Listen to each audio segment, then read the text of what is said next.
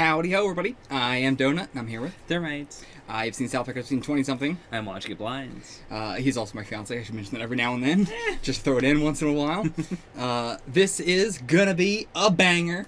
Okay. This is Season 4, Episode 8, Something You Do With Your Finger. Oh, no. That's a banger, alright. That could be anything in South Park. Any predictions? No.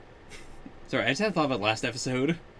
Okay. Last episode was Chef Goes Nanners, right? Yeah. Chef is the crazy one in that episode. Mm-hmm.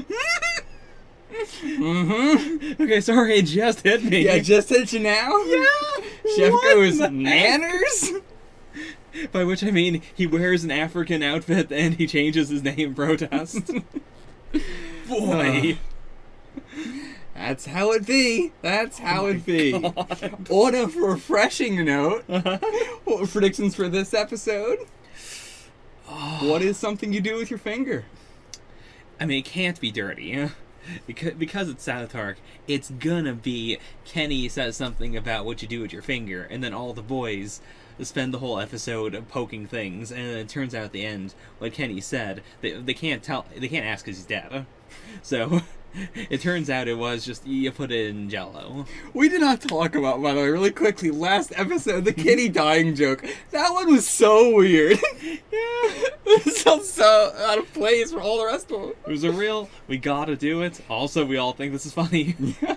I mean, like, to be fair, that was like the only hint in a long time where I was like, that was funny. Yeah. That was good animation. It's a good joke.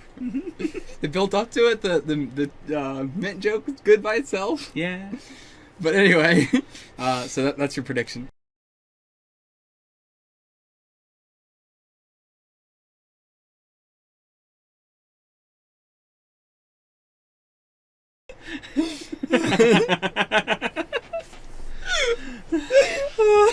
It's a good final bit. Yeah. Alright, what would you rate this episode? I'll give it an 8 out of 10. Yeah. It's inching higher, but I think 8 makes sense. Yeah, I thought I was going to rate it a lot higher, but yeah, I think 8 out of 10 is good. Okay. Yeah, it is, I really enjoy it for the consistent one plot, like 8 plot, Yeah. plot, thing. I always love those episodes, and I feel like this was the first one that did that and nailed it. We've gotten that before, but like, it kind of dragged and just kind Yeah. of not like gone anywhere a lot of times. Where this is the first one that isn't like a new, like character's name, next installment thing like a Terrence and Phillip or a Starvin' Marvin or something like that.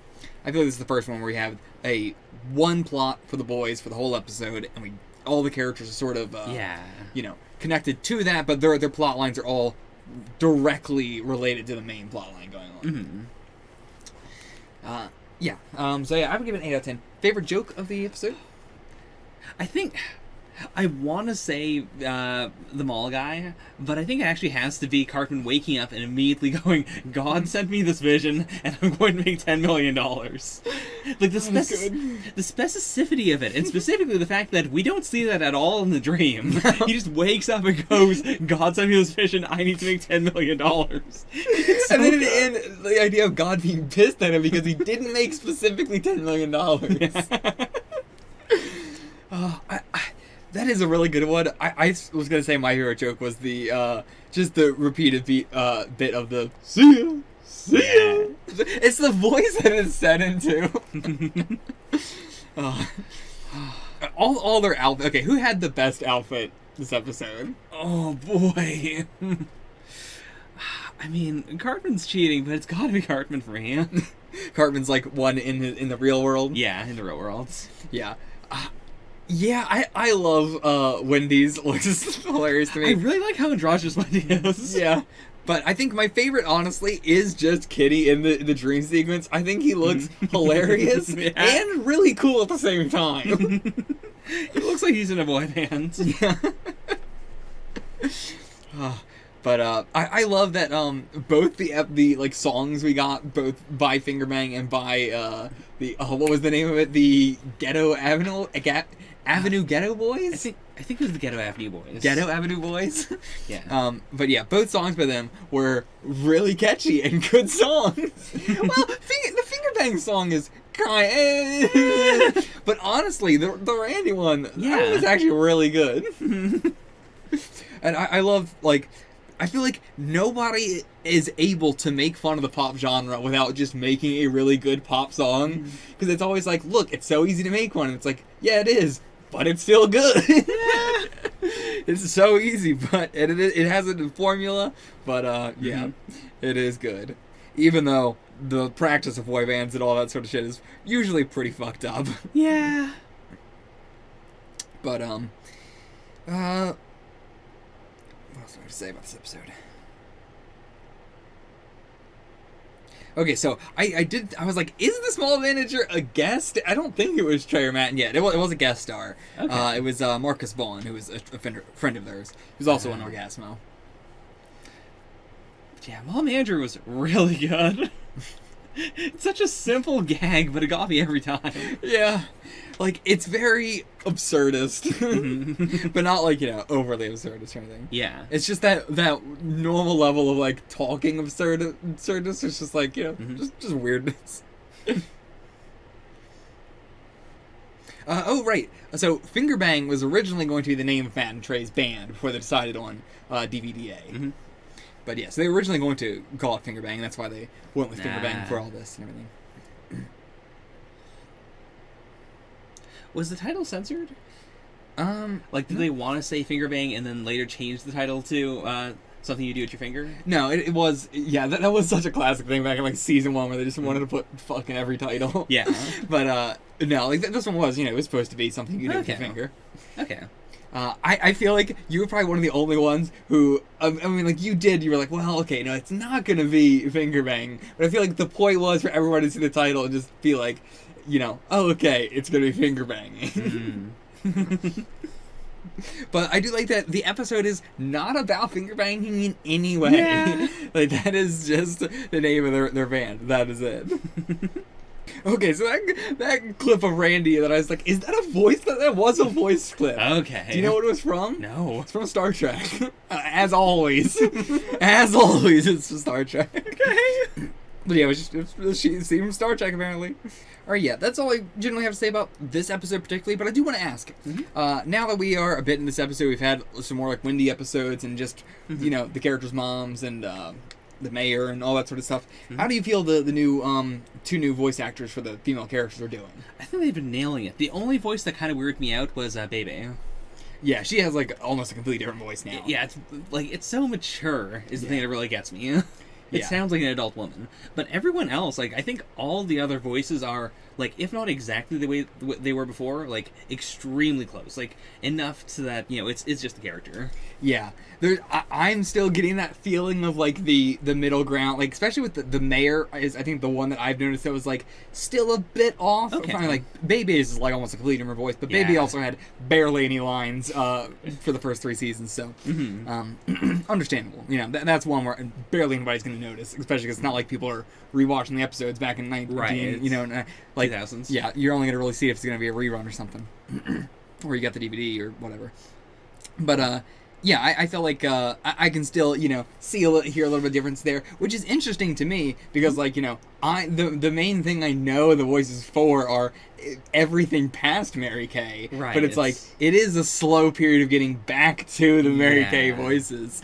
But, like, it is very fascinating when I think about that, where it's like, she was in so little of the whole show comparatively, but it's like, when I think of the characters, I do think of her voice. It is them imitating her voice. Yeah. It is not like, the original voices are kind of weird and now we're to what I, picture. It is very interesting, rewatching it to see that. I expected, to be like, man, a lot of the voices are going to sound so different in the early seasons and I'm going to have to get used to, like, I know they, change later on after Mary Kay leaves, but it's like, no, I did not realize that, like, Wendy from late season 1 to, like, Wendy, in current season sounds pretty much the exact same. Okay. It's incredible to me. Yeah, seriously.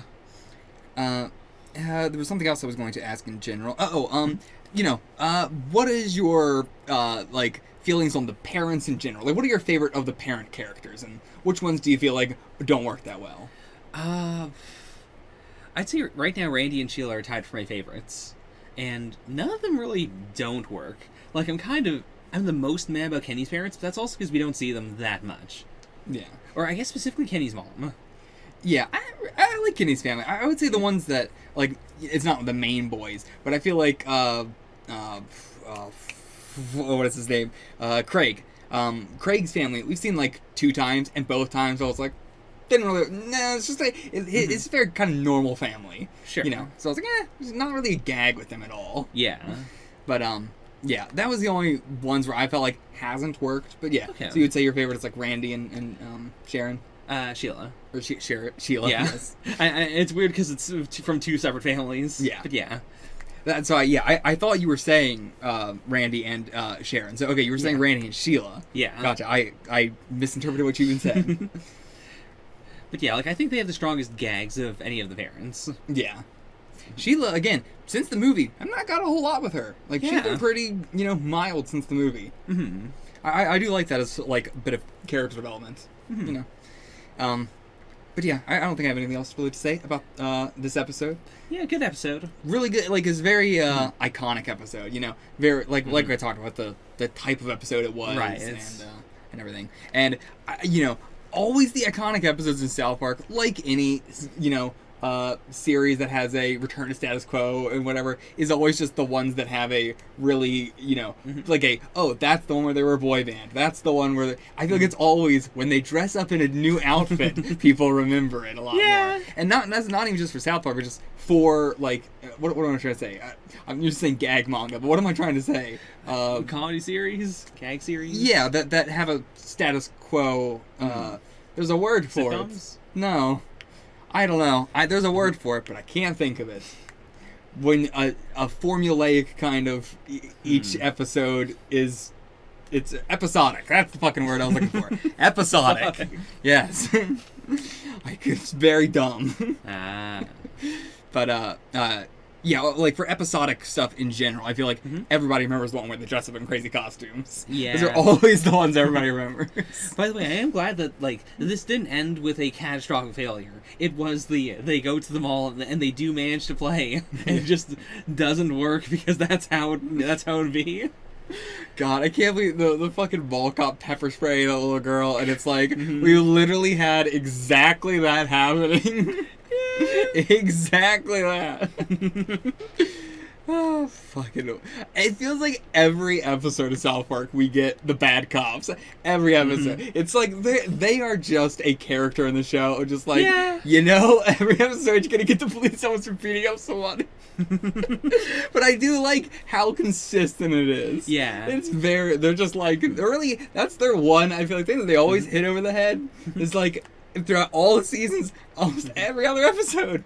And I am glad that there are so many different cops. Yeah. Like, if this were a live-action sitcom, I feel like it would always be Officer Barbrady who would show up and beat people up. Yeah. Like, the and fact Officer that Barbrady is, like, the only one who is not, like, every time we see him, he's a terrible police officer, but he's, like, he's the dumb, retarded police officer. Yeah. Like, his bad is just he's extremely incompetent. Yeah.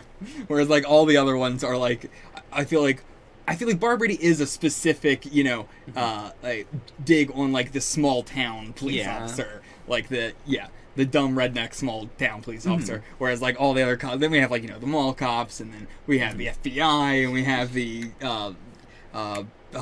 we just have the regular police, but we also have, the one in the meteor shower episode. What is the name of it? I can't remember, but you guys know what I'm talking about. Yeah. But either way. So, anything else you want to say? Nah, that's it. All right, that's it for this episode. See you guys for the next one. Until then, get the fuck out of here.